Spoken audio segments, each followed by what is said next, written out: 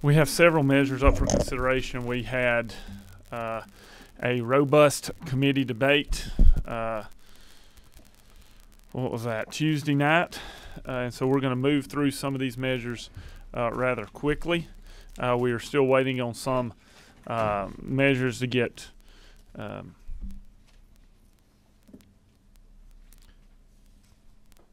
printed and copied for us, but there are some measures that we know we're going to take up on their face. Just for housekeeping purposes, I will say that Chairman Efstration and I have been in conversations regarding House Bill 1121, and we are trying to make sure that we tighten up some parts of the bill while also making sure that we have strong protections in place for individuals who may have experienced sexual harassment in the workplace. We have concerns as to whether we would be able to get that language done and get it done right this morning. Don't want to rush something so substantive, but I know Chairman Efstration has continued to look at measures that may be coming over from the Senate and other avenues where we can get this important policy decision made. So we won't be taking action on that today, but I do want to recognize Chairman Efstration. Thank you, Mr. Chairman. House Bill 1121 is a critically important bill to create a cause of action for sexual harassment in the workplace, and I've received some feedback on some of the language that is in the bill, and I want to make sure that a strong bill passes. And certainly, just because it's crossover day doesn't mean there won't be vehicles and opportunities to get legislation moved this session. So I really appreciate the chairman for allowing me to have the latitude to work on that. And also, if there is time this morning, though, and we do have witnesses here, maybe we can hear testimony as needed so that we can make use of our time. Thank you. Okay. We'll reserve that for the end. My plan is for most of the bills before, since we did have such an extended meeting the other day, that we're going to take very limited testimony this morning. We know that we have a lot going on today. We had asked committee members to submit any amendments or substitutes to us. We have those before us. We're also going to allow some debate within the committee regarding technical changes as the chair's discretion versus substantive changes. So that's for our planning purposes today. All right, the first measure we're going to take up is a measure that's certainly familiar to this legislature. We've seen it make it out of one committee already this year, and now it's before us. We had substantive debate on it last week. So the first measure before us will be House Bill 474, LC 364151S. We have got no submitted amendments to that measure, so it's before the committee. I would ask for a motion. All right, we got a motion. Do I have a second? Chairman Fleming. I'll second it for the purpose of debate.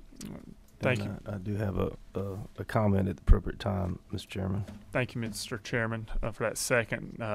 We'll move forward to discussion. I'll recognize you. For the committee members that don't serve on industry and labor, and there may be some that do, this has been a bill that has been lingering around since last session. And what I have tried to figure out what's going on here, basically there was to over-summarize it, there was a request for more communication between the Workers' Compensation Board and the legislative committees that have oversight, that being the House Committee on Industry and Labor and the appropriate Senate committee. What the proposal has done in several different iterations is to propose to put the Workers' Comp Board under the Administrative Procedures Act like other agencies that we legislate regarding. The Workers' Comp Board, in response to that, just last week, I believe, adopted a rule which does everything that the bill in front of us does, with the exception of providing the portion of the Administrative Procedure Act which allows a committee of the House or Senate to meet and to vote to stay an agency regulation until such time the legislature comes back into session. The bill was in rules I did not agree with it being sent back to committee. I voted against that with the whip. I will vote to send this bill to rules, but I'm not sure it needs to go any further than there because of the fact of the Workers' Comp Board in good faith taking action to enact a rule. So I think we should, in my opinion, let that action they took set for a year and then come back next year and make more changes if we think necessary. That's my explanation of my thoughts on it, Mr. Chairman. All right. Thank you, Mr. Chairman. Any further discussion? All right. We have a motion. We have a second on LC 364151S. All those in favor say aye. Aye. All opposed, like sign? No. All right. It's, by the chair, the measure passes.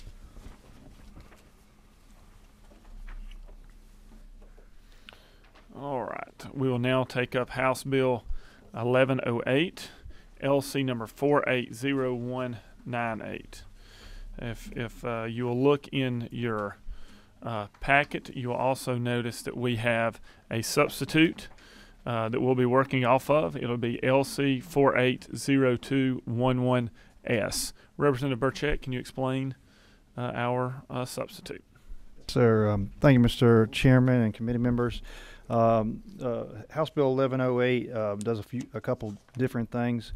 One of the major changes from a bill that we heard Monday night was that we did make the change from $15,000 being the trigger to $25,000, and the pretty much the essence of what the bill does is upon this trigger, if a piece of litigation or there's a pending litigation in state court or superior court, this piece of legislation would say when a conservator should be appointed by a probate judge, and if there's already pending litigation in state court or superior court, then it would not be necessary to open any type of case with the probate court.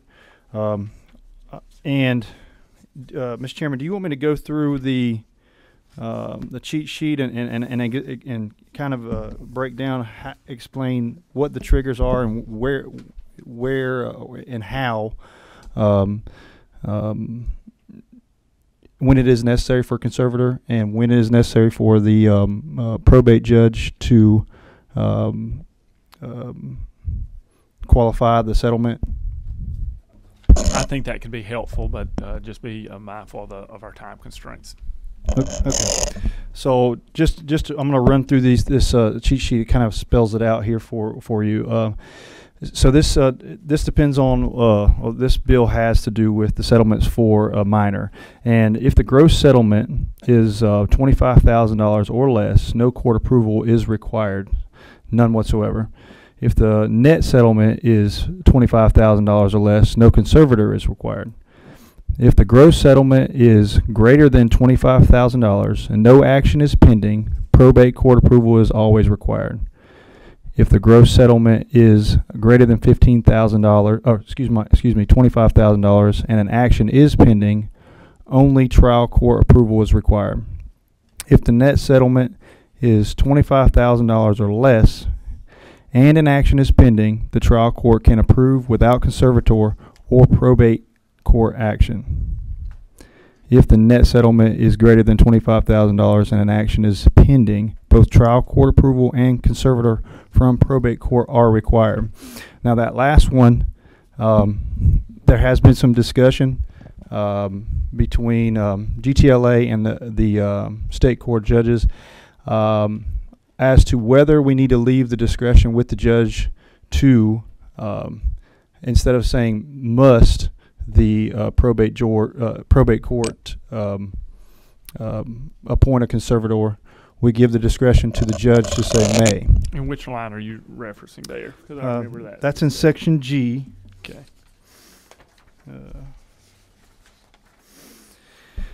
And the language is on lines 83 and 84. Would be settlement must be submitted for approval to the court in which the action is pending. You're talking about line 84, 85. 84 or 5, excuse me. Conservator of the minor must be appointed. So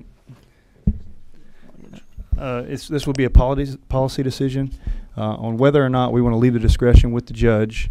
I don't think it's ever not a bad idea to leave discretion with the judge to determine whether or not a conservator is necessary, particularly with a case pending in state or superior court. And we're only talking about where the gross settlement is going to be more than $25,000. G is if the net settlement is greater than $25,000 and an action is pending.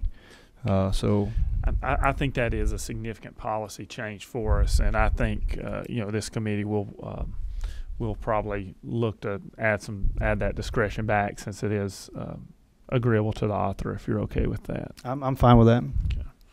Okay. All right. Anything else you want to go over for us before we look to take action?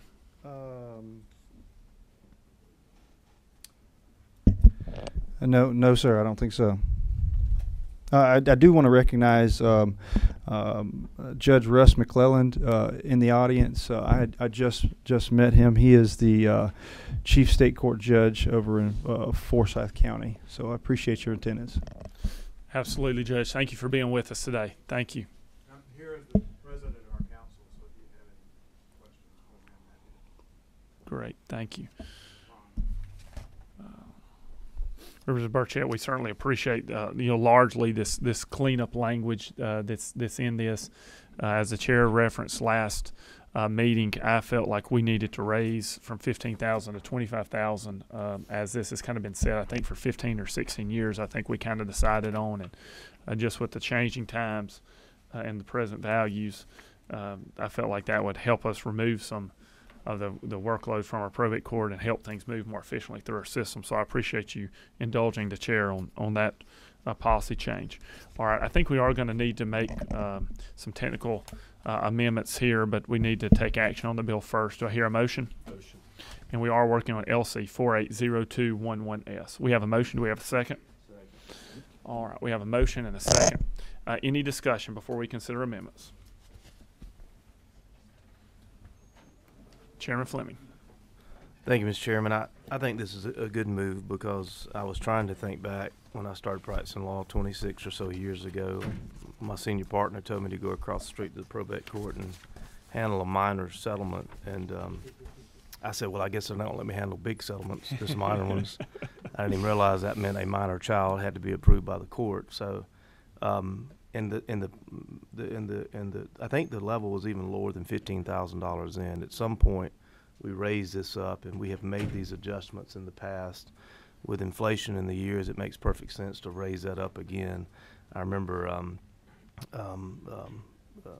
don't know that my probate court judge was particularly happy with sending more work to her, but it's the right thing to do, and I think the bill is good, and I do think the judge's discretion should probably stay in there where the chair discussed earlier. Thank you, Mr. Chairman. Always appreciate that insight and humor on crossover day, Mr. Chairman. Representative Burchett. I noticed that we missed one change of the amount of $15,000. I'd like to offer an amendment when time is appropriate. That time's appropriate. On line 69, I'd like to strike $15,000 and replace it with $25,000. All right. We have a proposed amendment from Representative Burchett on line 69, striking $15,000 and replacing with $25,000. I'll take that as a motion. Do I have a second? Second. Any discussion on that amendment? All right. Hearing all in favor of that amendment, make it be known by saying aye. Aye. All opposed, like sign. All right. That amendment is made. All right. The chair is looking now at lines 84 and 85, where we've had the discussion about making sure that we still provide for judicial discretion. This is the chair's thoughts, but I would love to hear input from the committee. I believe to return judicial discretion to this section of the bill, the chair would be interested in entertaining a motion striking beginning at word and 84 and continuing throughout the end of the sentence Strike the rest of the whole. and add a period after pending.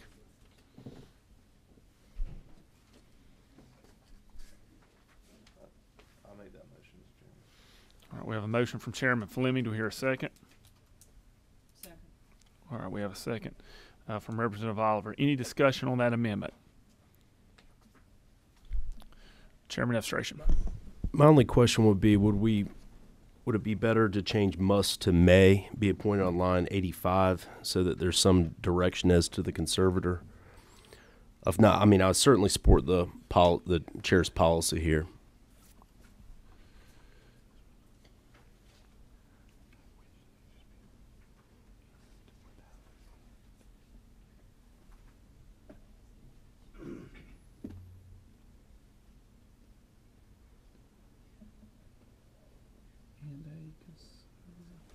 Let me say the original. I've struck through it. And a conservator of the minor may be appointed. Yeah, whatever. No, No. I'm considering that's exactly what I mean. We're doing it on the fly, so I want to make sure we. Representative Oliver. If I understand, Chairman Evstration, you're saying that a settlement more than $25,000 may be submitted. Well, who decides may? Is it the plaintiff or the defendant or there's no guardian ad litem for? No, I'm sorry. The must is in line 85. Okay, I was looking. He's saying it must be submitted for Okay, I approval. was looking and at then the it wrong says must. The conservator may be appointed. I was looking at the wrong must. Okay.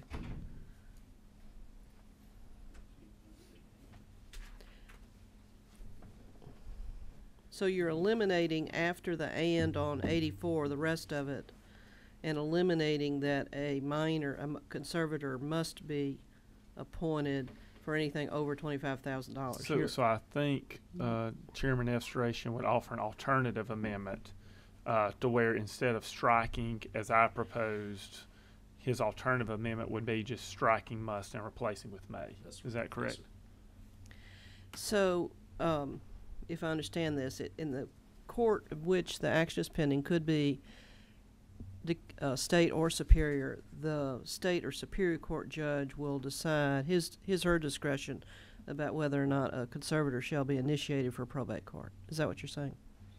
I believe that's Chairman Evstration's intention. And this is for more than $25,000. Right. So this could be $200,000. This could be $500,000. So the interplay between the two courts is always confusing, and I think we covered that in the testimony. My thinking here is just referencing the conservator helps to give some direction to the court and the parties. But I'm in support of Chairman Kelly's policy position here. I just For $25,000. Oh, certainly, but also discretion to the court. I just was proposing an alternative if it would be helpful. I agree that the court should have discretion. What I'm concerned about is discretion on approving the settlement. But we're moving now to where the discretion on approving the conservator for money over $25,000. So you're asking a state or superior court judge to decide whether, in her discretion, decide whether a conservator should be appointed for any amount of money over $25,000. Yes. I'm a little hesitant about that. But I think that a lot of these people are unrepresented by counsel. That there'll be no guardian ad litem for a child in these settlements. Am I correct about that? And there is no analysis from the state or superior court judge. I'll withdraw my amendment. I think omitting the language doesn't prevent that consideration, which was what I believe Chairman Kelly was getting at. So I'll just withdraw my amendment. Okay. Yep. All right. So now we're back to the original amendment, and I'll just restate that. On line 84, we would strike beginning at and all the way through appointed period, and replace a period after pending on line 84. We have a motion and we have a second. Yes. Any further discussion? All those in favor of that amendment make me know by saying aye. Aye. All opposed, like sign. All right, the amendment carries. Any further amendments?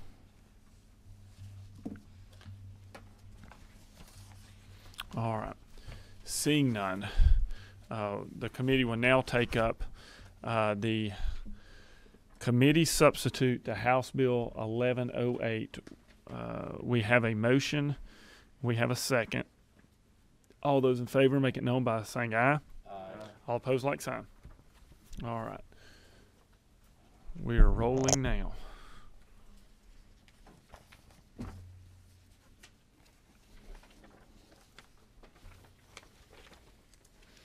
All right, the next measure we're going to take up is House Bill 1116. We're working off of LC 412137. Do we have?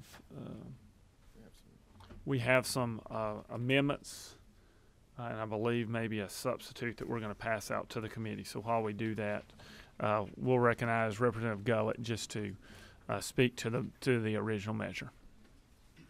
Representative Gullett. Thank you very much. I'll be briefer than I was last time, just for the sake of time. So this legislation deals with uninsured and underinsured motorist coverage and bad faith, as well as negligence. So it applies basically when a person has no insurance or does not have enough insurance to cover a claim. And when there's bad faith, that means the insurer denies, delays payment, or otherwise fails to settle a claim. Example would be lowballing with a good cause based on terms of the policy and the facts surrounding the claim. Currently in Georgia, if the insurer is negligent, denies or fails to settle the claim, you have no effective remedy. If the insurer is in bad faith denies or fails to settle the claim, you have limited remedy, and that remedy is 25% policy limits plus 25% of those limits, even if you suffered more damages. So you're really not made whole. And this bill really addresses that. It removes the cap of the 25% for negligence as well as bad faith. I'm happy to answer any questions.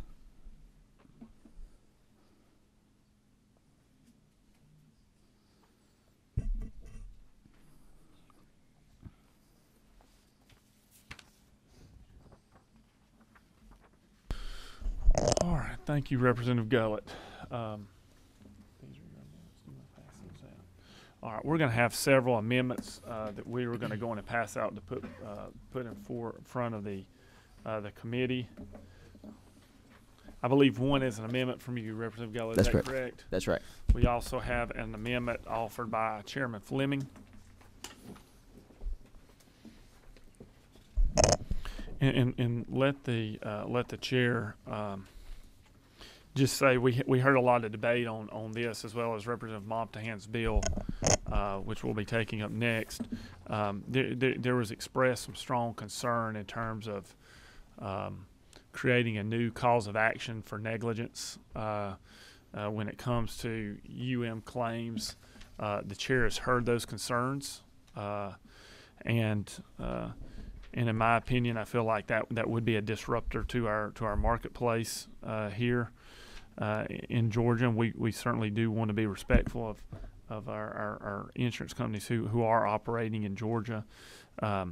So as we move through this, it will be the chair's opinion that we remove any language regarding negligence actions being added to either of those measures today. So we'll take up the amendments as they're before us, and then the chair will go through and handle the technical cleanups that need to be done to eliminate that proposed negligence action. I'm going to recognize Chairman Fleming first. Representative Gullett, y'all are both looking at doing something with a little bit of different ways of doing it, and so we'll start with Chairman Fleming. Chairman Fleming. Thank you, Mr. Chairman. This debate about whether or not we should change anything in our bad faith statute has been around for quite some time, and we actually had a floor vote on it a couple of 3 years ago when then Representative Dusty Hightower, now Judge Hightower, offered an amendment that passed overwhelmingly on the floor. We just got through with a minor settlement bill where we updated the numbers. We made the numbers higher because it's been a long time. Inflation and $1 is not quite what it used to be. It's more like $2 now. That's what my amendment that you have in front of you on the short regular size paper does. The other testimony that we heard was that if we're going to have a bad faith statute, we know how it works. The definitions have been spelled out in case law to a great extent. But the thing that hasn't been changed is the penalty, if you will call it that, for bad faith. When you have a large claim, like $1 million claim at stake, and bad faith is found, the penalty is substantial, $250,000 or 25%. That's what the current code calls for. However, the thing that makes the most sense to me is that when you have a very small claim of 25,000 policy limits, Representative Gullett is real quick with a calculator. $6,250. That is a lot of money, but in the scope of things, and when this statute was enacted, in my opinion, is not a significant enough penalty if a court actually finds bad faith.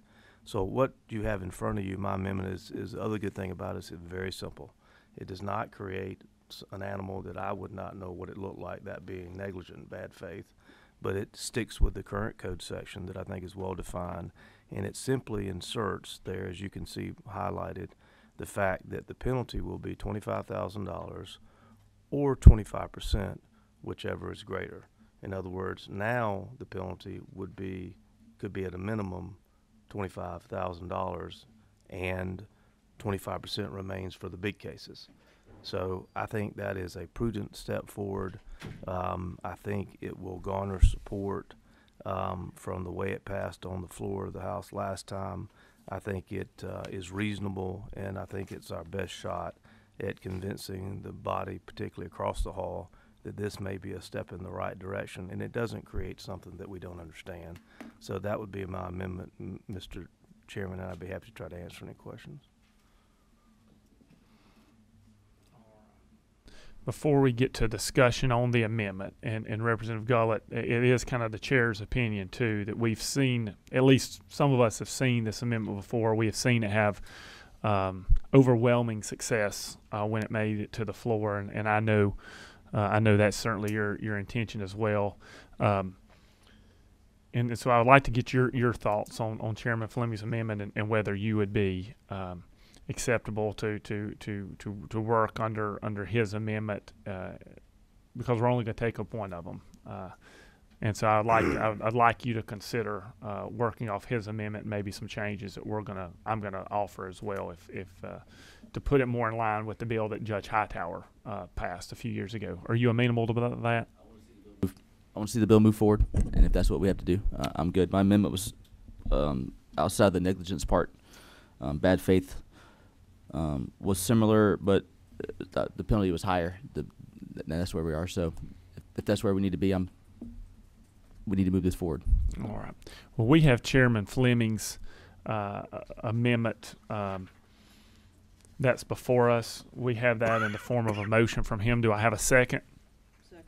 We have a second from Representative Oliver, and I'll recognize Representative Oliver for discussion. We are not proceeding on amendment.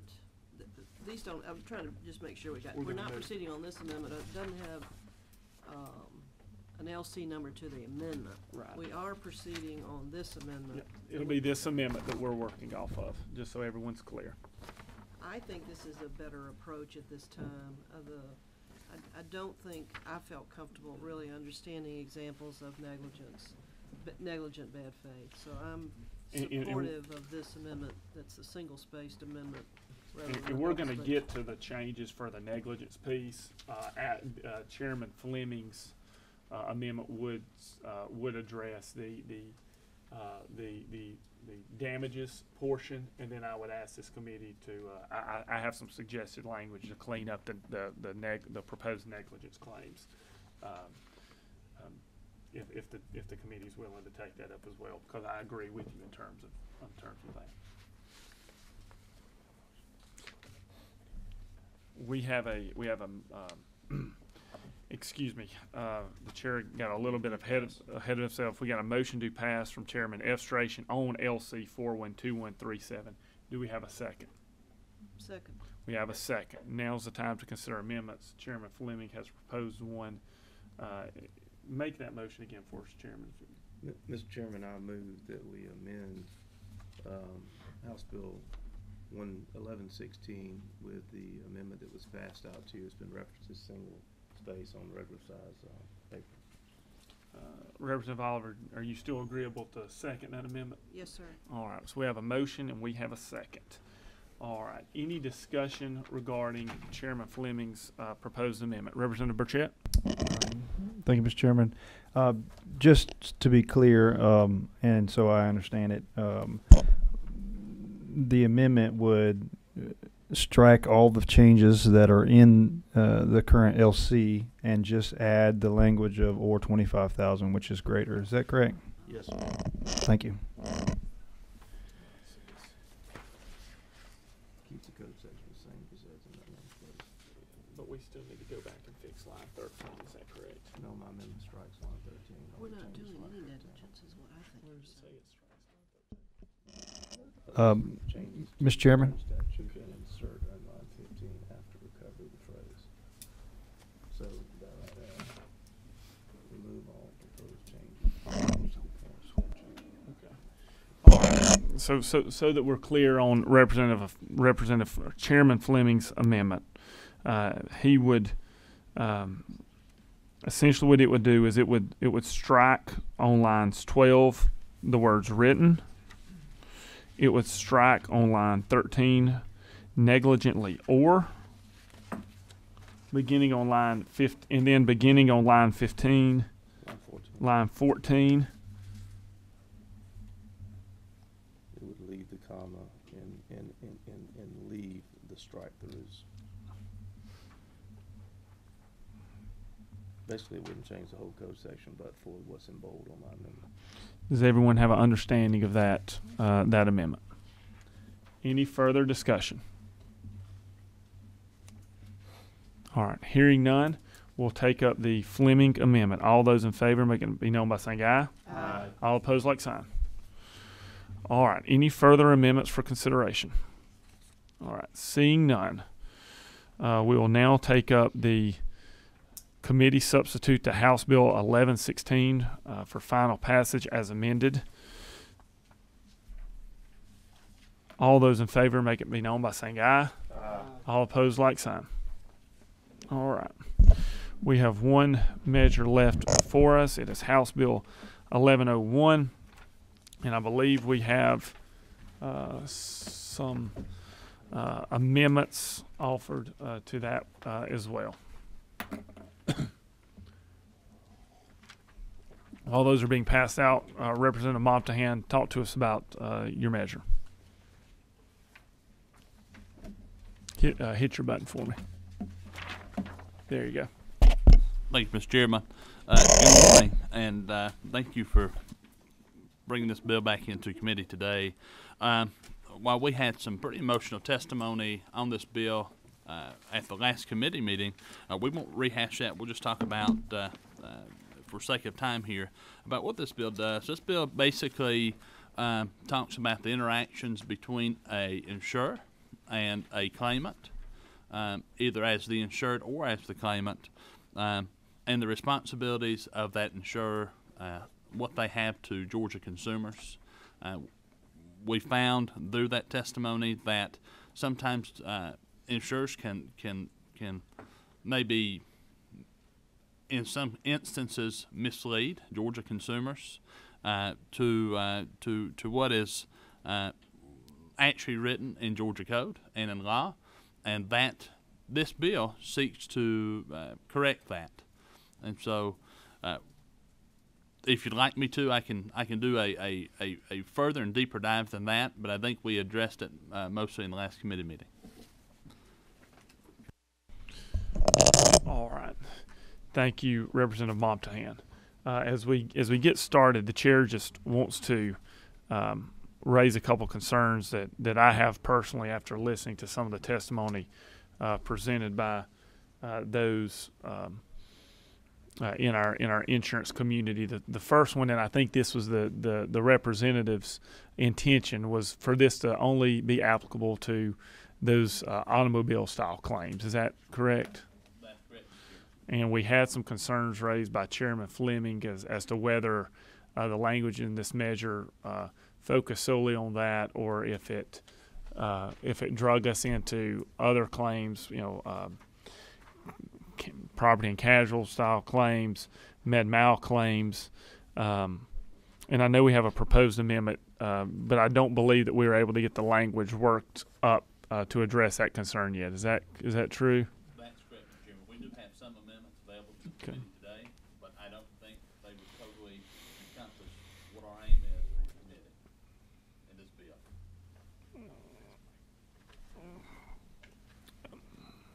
Okay, that is the chief concern of the chairman, is I want to make sure that we are limiting in scope to what I think your intention was. The second concern that the chair has is also in creating a new cause of action here, and so it will be the chair's intention to clean that up. We're going to have some discussion within this committee in terms of whether the 14-day requirement is too restrictive, because the chair believes that we need to maybe move quicker than 60 days, but I'm not sure if whether 14 days gives us an applicable or the appropriate amount of time for us to. I think everybody wants to make sure we're getting clear information, and we want that to be accurate as provided without setting anyone up to fail.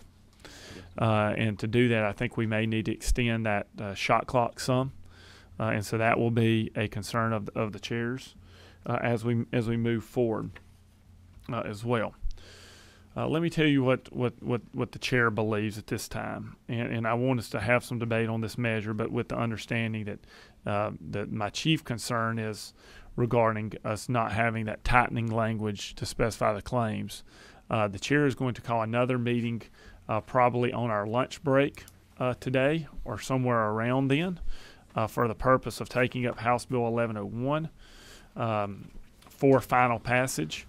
I would ask for interested parties to work with Representative Montahan and the chair for us to draft some language that would restrict it to just the policies that Representative Montahan is wanting to cover. I know we've got a lot of great legal minds in this room, and I believe that we could get that limited. The chair is also making clear that we're going to have a discussion about whether what number of days are appropriate, but also and then also. The chair's intention, the substitute that we take up at our meeting, later this morning or early afternoon, will be to also remove any new calls of action from that too. We have some lights lit up, so we'll go on and move forward with some discussion that's appropriate here. Chairman Fleming. Thank you, Mr. Whip. You re-expressed several of the concerns that I had with House Bill 1101. When we met, was it yesterday? Day before yesterday. I believe it's all running together. And I'm the only one I'm sure that's happened to. But exchange of information is a good thing. We already have in our code a requirement for insurance companies to give information to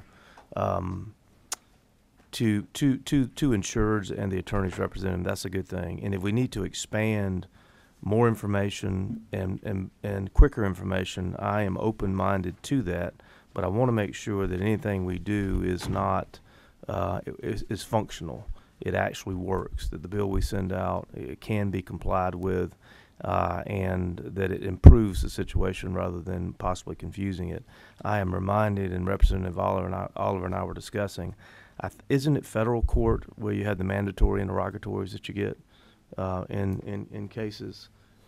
So that's an exchange of information that is good, and possibly some state courts around Georgia do that. So with that in mind, I would, if we do anything, I would be amenable to possibly changing the days slightly when the current law has to be complied with, but I would be very cautious trying to work out the details of that in one day today. But if you do, for example, change the word 60 to 50, you keep the bill alive, you move it across to the other body, and you can keep the discussion going on with the stakeholders to come up with how do we exchange information better without trying to do it in a rather short period of time now. So those are my thoughts, Mr. Chairman, and I appreciate you letting me express them. Thank you, Chairman Fleming. Representative Oliver. Our posture is that your chair is suggesting that we work on this in the morning and have a hearing sometime at the lunch break where we'll have language in front of us. May I also ask the chair and Chairman Administration whether you would like to have, might have that opportunity on 11/21, the sexual harassment thing. Is that a posture that we might be in by lunch too? I'm interested in 11/21. We certainly all have interest in that. The chair will consider that, but I'm not going to make that commitment at this time. Okay, I'm going to thank you. That's fair. I'll be requesting again then. Thank you. Absolutely. Thank you. Whip Bodie. Yes, and I want to concur with my dear friend that we also take up that item and just look at it, because I think we're close. I think we're really close, and I think respectfully, Mr. Chair, it's a great bipartisan bill. And the chair is certainly appreciates the work Chairman Efstration has done and on this measure. And I know we're all concerned here with getting the policy right, and especially getting the policy right where we're creating new causes of action and being consistent with kind of where we are so far this morning. I think everyone is seeing the chair as being very hesitant to try and come up with new causes of action in such a short period of time. That's one reason why I'm striking the negligence cause of actions on both of these measures, because I do take great restraint in terms of creating new causes of action in such a shortened amount of time. But I will again keep an open mind as to see whether that can get done today, but we'll certainly continue, if it's not able, to work with Chairman Efstration, as I know he is extremely passionate about getting this measure through, whether it comes to this committee this afternoon or not. But I appreciate y'all's thoughts, certainly. Thank you. All right. Does anyone else on the committee have any discussion as it relates to House Bill 1101? Representative Burchett. Is it necessary we make a motion to table? It's not. It's not. No action. Thank you. All right. So we will now leave that bill as it sits, knowing that we will come forward with that. Again, I would encourage all interested parties to get with Chairman Montahan and excuse me. I'll take it. We didn't say what you're chair of. But we will, because we do look forward to taking action on that, and look, continue to work with Representative Chairman Efstration as well. Do you have anybody you want to say anything you want to make to that? All right. So we will hold on House Bill 1121 as well to see what progress can be made, and knowing that whether it's this bill or another, that we're going to continue working on that. All right. Seeing no other business before the committee, I look forward to getting to see y'all again at a little bit later time today on Crossover Day. Thank y'all for starting your morning with us.